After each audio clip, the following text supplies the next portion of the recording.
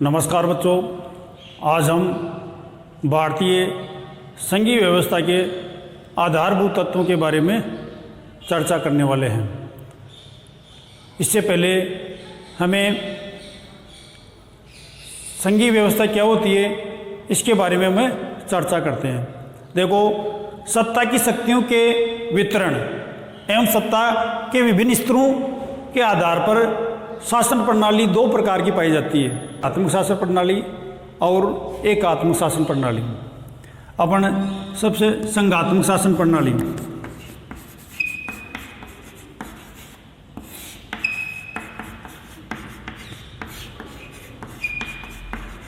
और दूसरी है एकात्मक शासन प्रणाली।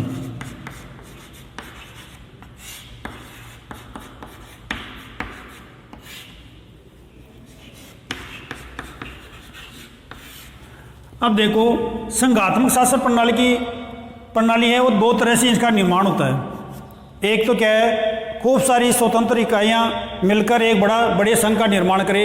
इस प्रकार की शासन व्यवस्था का संघात्मक शासन व्यवस्था अमेरिका में है। एक बड़ी इकाई है अपनी प्रशासनिक कुशलता के लिए अपनी शक्तियों का वितरण छोटी छोटी इकाइयों में कर दे। इस प्रकार की शासन व्यवस्था संघात्मक शासन व्यवस्था प्रणाली है, भारत में पाई गई है। अब लेते हैं संघात्मक शासन प्रणाली के मूलभूत क्या क्या लक्षण हैं। संघात्मक शासन प्रणाली का मूलभूत लक्षण है कि एक तो लिखित संविधान होता है।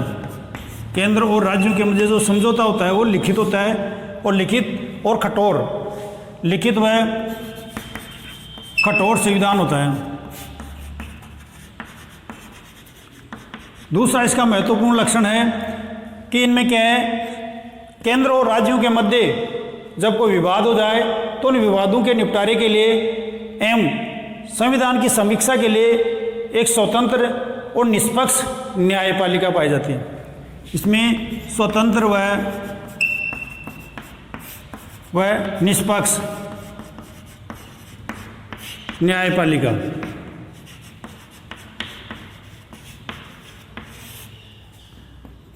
तीसरा इसमें क्या है, शक्तियों का क्या है, सुस्पष्ट रूप से विभाजन होता है। भाई ये शक्तियां केंद्र की रहेगी, ये शक्तियां राज्य की रहेगी। शक्तियों का सुस्पष्ट विभाजन,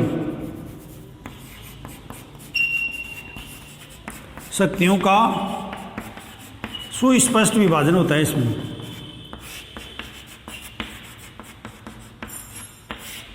अब इसमें एकात्मक शासन प्रणाली पर हम देखें तो एकात्मक शासन प्रणाली, एकात्मक शासन प्रणाली में शक्तियां एक ही केंद्र के पास ही होती है, राज्यों के पास शक्तियों का अभाव पाया जाता है। यहाँ का संविधान लिखित भी हो सकता है, अलिखित भी हो सकता है। और इसमें एकात्मक शासन प्रणाली में केंद्र को मजबूत बनाया गया है। इस प्रकार अपने एकात्मक शासन प्रणाली और संघात्मक शासन प्रणाली के जो मूलभूत अंतर है, मूलभूत जो विशेषताएं हैं, ये आपके समझ में आ गई होगी। अब हम इसका भारतीय संघीय शासन व्यवस्था के संदर्भ में इनका अध्ययन करते हैं। सबसे पहले लेते हैं पहला शक्तियों का सुस्पष्ट विभाजन। भारतीय संविधान में अनुसूची 7 में केंद्र और राज्य की शक्तियों का या केंद्र और राज्य के संबंधों का उल्लेख किया गया है। अनुसूची 7 में तथा अनुच्छेद 246 में केंद्र राज्य संबंधों का उल्लेख किया गया है। भारतीय संविधान में संघ सूची 3 प्रकार की सूचियाँ हैं। संघ सूची जिसमें 97 विषय है, राज्य सूची जिसमें 66 विषय हैं, तथा समवर्ती सूची,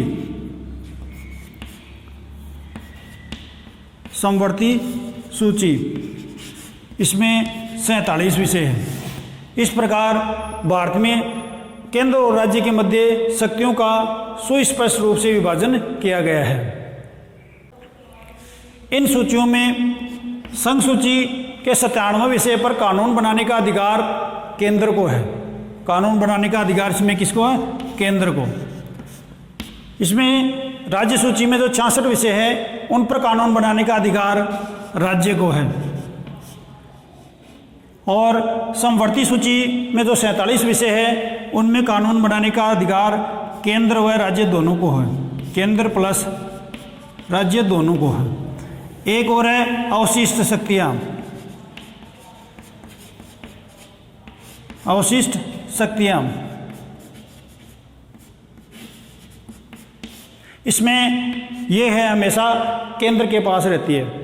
अगर समवर्ती सूची में केंद्र कानून बनाते समय केंद्र और राज्यों के मध्य विवाद की स्थिति हो जाए तो केंद्र द्वारा निर्मित कानून ही मान्य होगा। इस प्रकार केंद्र और राज्यों के मध्य शक्तियों का सुस्पष्ट विभाजन किया गया है तथा अवशिष्ट शक्तियां हैं वो केंद्र को दी गई है। अब लेते हैं, अब दूसरा है लिखित एवं कठोर संविधान। लिखित एवं कठोर संविधान। भारतीय संविधान का निर्माण एक संविधान निर्मात्री सभा द्वारा किया गया है जिसमें सभी राज्यों का प्रतिनिधित्व था तथा यह संविधान है लिखित है और इसमें कठोरता है। इस संविधान को आसानी से बदला नहीं जा सकता, इसलिए ये भारतीय संविधान है लिखित और कठोर संविधान है जो संघात्मक शासन व्यवस्था की ओर इंगित करता है। अब लेते हैं तीसरा लेते हैं स्वतंत्र एवं निष्पक्ष न्यायपालिका। स्वतंत्र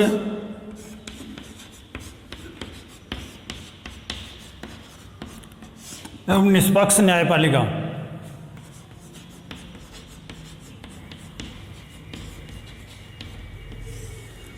संघीय शासन व्यवस्था के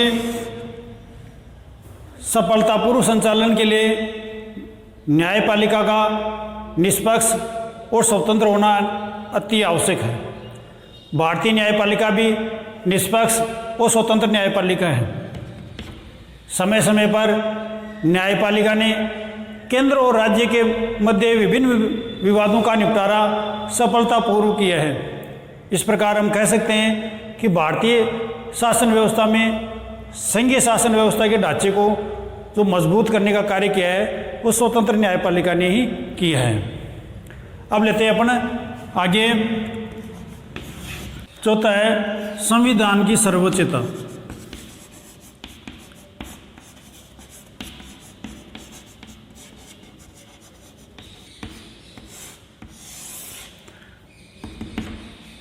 भारत में केंद्र और राज्य सभी अपनी अपनी शक्तियां भारतीय संविधान से प्राप्त करते हैं और भारत में अमेरिका की भांति केंद्र और राज्यों के अलग अलग संविधान नहीं है।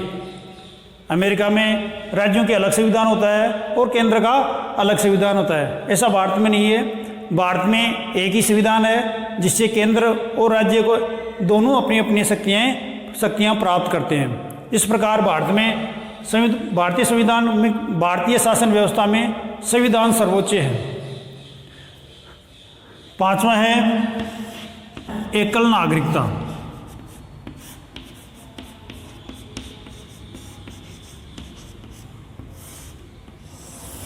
वैसे संघीय शासन व्यवस्था में केंद्र और राज्यों की अलग अलग नागरिकता होती है, लेकिन भारतीय संघीय शासन व्यवस्था में एकल नागरिकता को अपनाया गया है। एकल नागरिकता को अपनाने के पीछे महत्वपूर्ण उद्देश्य ये था कि लोगों में पृथकतावादी भावना ना आए, इसलिए भारतीय संविधान निर्माताओं ने एकल नागरिकता को अपनाया। आगे है छठा है केंद्रीय व्यवस्थापिका में राज्यों का सदन राज्यसभा। केंद्रीय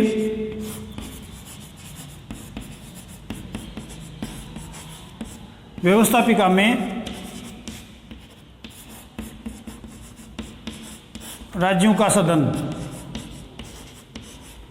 केंद्रीय व्यवस्थापिका में राज्यों का सदन आप जानते हैं कौन है? राज्यसभा। राज्यसभा में प्रत्येक राज्य का प्रतिनिधित्व प्राप्त है।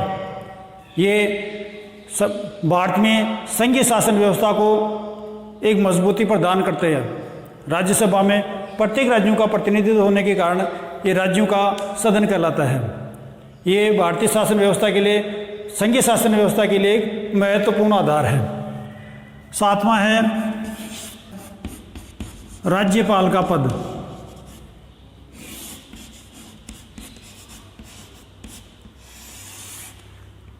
अपन जानते हैं राज्य में केंद्र का प्रतिनिधि राज्यपाल होता है। भारतीय संघीय शासन व्यवस्था का महत्वपूर्ण लक्षण राज्यपाल का पद भी है, परंतु ये हमेशा ही केंद्र और राज्य के संबंधों के मध्य विवाद का प्रमुख कारण भी रहा हुआ है।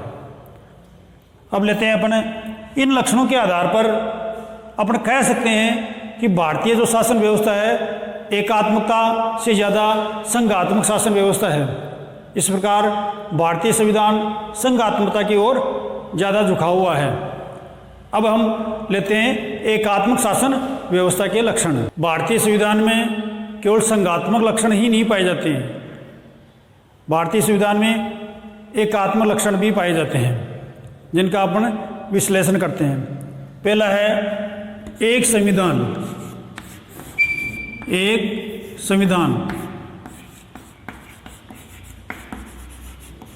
भारतीय संविधान में केंद्र और राज्य दोनों का अलग अलग संविधान नहीं है, सभी राज्यों के लिए एक ही संविधान है और एक ही संविधान होना ये एकात्मक लक्षण का प्रमाण है। दूसरा लेते हैं अवशिष्ट शक्ति। अवशिष्ट शक्तियाँ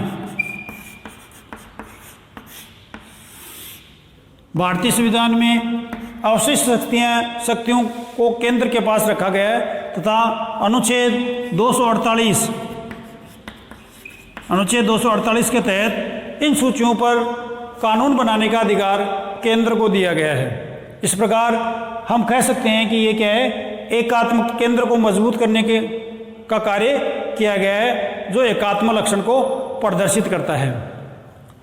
तीसरा है संविधान संशोधन।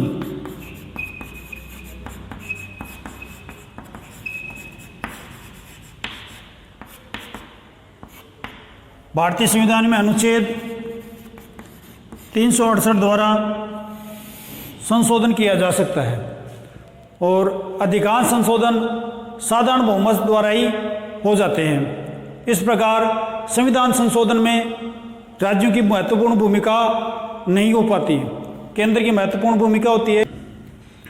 चौथा है शक्तियों का विभाजन।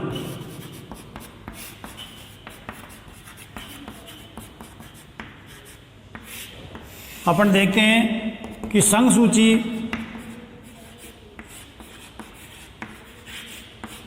में 97 विषय हैं और राज्य सूची में 66 विषय हैं और समवर्ती सूची है उसमें 47 विषय हैं।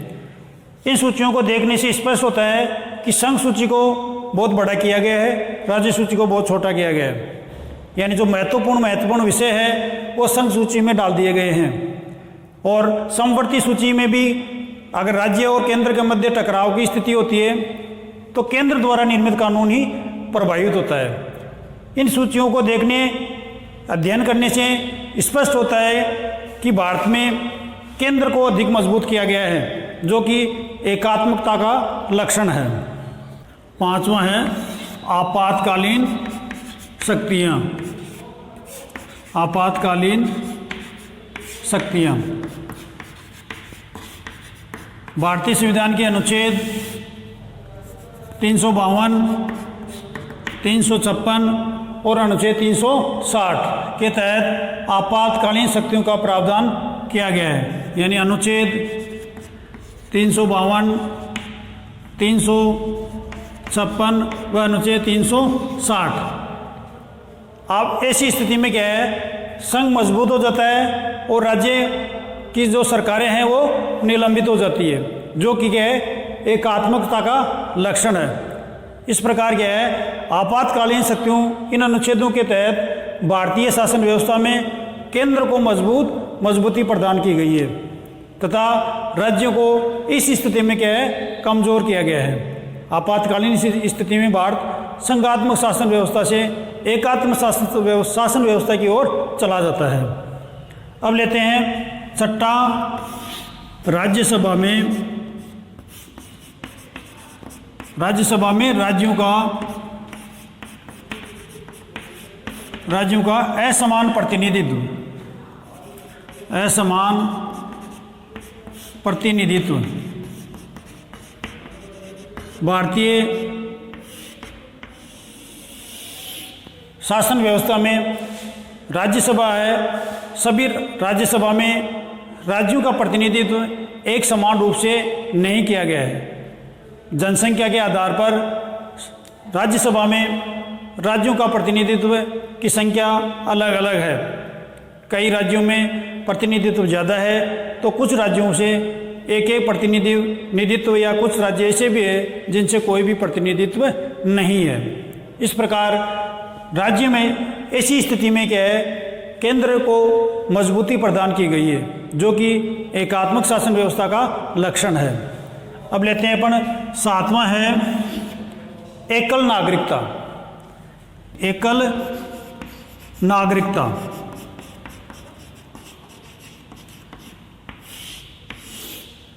भारतीय शासन व्यवस्था में एकल नागरिकता को अपनाया गया है। अधिकांश संघीय शासन व्यवस्था वाले देशों में दोहरी नागरिकता का प्रावधान है, परंतु भारतीय शासन व्यवस्था ने एकल नागरिकता को अपनाया है जो कि एकात्मक शासन व्यवस्था की ओर इंगित करती है।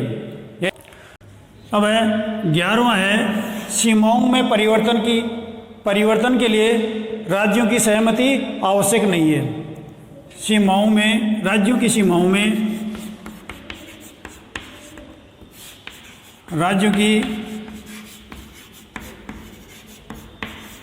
सीमाओं में परिवर्तन का अधिकार केंद्र के पास।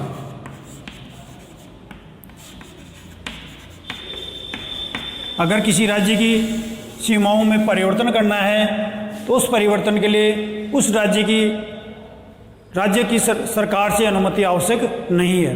ऐसा प्रावधान अनुसूची 7 में किया गया है। अनुसूची 7 के अनुसार किसी भी राज्य की सीमाओं में परिवर्तन करने का अधिकार केंद्र सरकार को दिया गया है। इस प्रकार यह लक्षण एकात्मक शासन व्यवस्था की ओर इंगित करता है। अब लेते हैं 12वां है लोक सेवाओं का विभाजन नहीं है। लोक सेवाओं का विभाजन नहीं है। भारत में लोक सेवकों का चयन संघ लोक सेवा आयोग द्वारा आयोजित प्रतियोगी परीक्षा के माध्यम से होता है और ये लोक सेवक विभिन्न राज्यों में पदों पर आसीन होते हैं जिनको राज्य सरकारों को हटाने का कोई अधिकार नहीं होता है। इस प्रकार हम कह सकते हैं कि भारतीय शासन व्यवस्था में लोक सेवकों का विभाजन न करके एकात्मक शासन व्यवस्था को मजबूत किया गया है। इस प्रकार भारतीय शासन व्यवस्था में एकात्मक और संघात्मक दोनों शासन व्यवस्थाओं के लक्षण पाए जाते हैं। भारतीय संविधान को संविधानविद केसी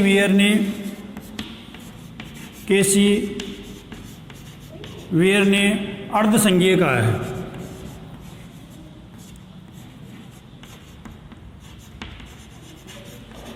तथा ग्रेनविल ओस्टीन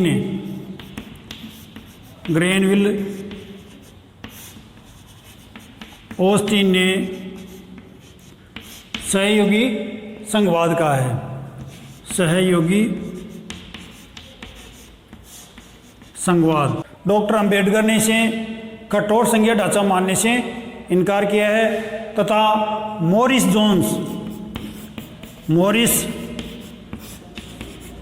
जोन्स ने इसे सौदेबाजी का संघवाद कहा है। सौदेबाजी का संघवाद। इस प्रकार भारतीय संघात्मक शासन व्यवस्था में यहाँ की परिस्थितियों के अनुसार एकात्मक और संघात्मक दोनों तत्वों को समाहित किया गया है, जो भारतीय शासन व्यवस्था के लिए अति आवश्यक है। इस प्रकार हम कह सकते हैं कि भारतीय शासन व्यवस्था संघात्मक और एकात्मक लक्षणों का अद्भुत संयोग है। आज इतना ही, मिलते हैं फिर कल नए अध्याय के साथ। तब तक के लिए जय हिंद, जय भारत।